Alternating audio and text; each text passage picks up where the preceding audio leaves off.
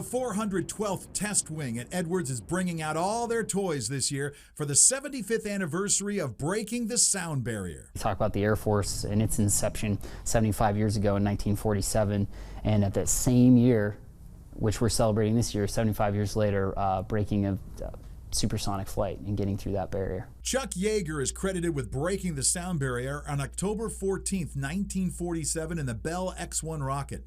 He passed away in December of 2020. There will be a small ceremony to mark the date on Friday, with the Air Force Thunderbirds making an appearance over the weekend. Then it will be time to crank it up with some sonic booms. Like one of the big things we're looking to demonstrate and incorporate in the air show is we have unique airspace where we can do supersonic flight and sonic booms. And maybe even in 1947, when the Bell X-1 team first crushed that barrier, you think, well, what else is there to learn about it?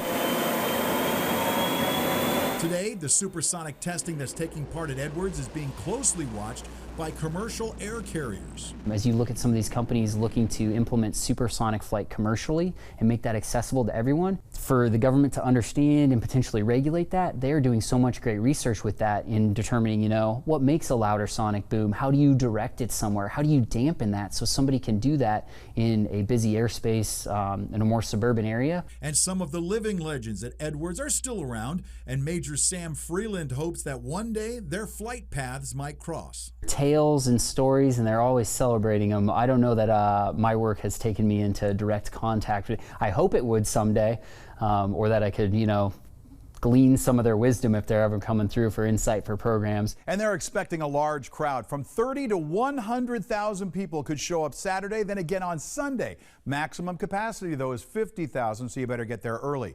Gates open at 8:30, and it's free. Mike Hart, 23 ABC, connecting you.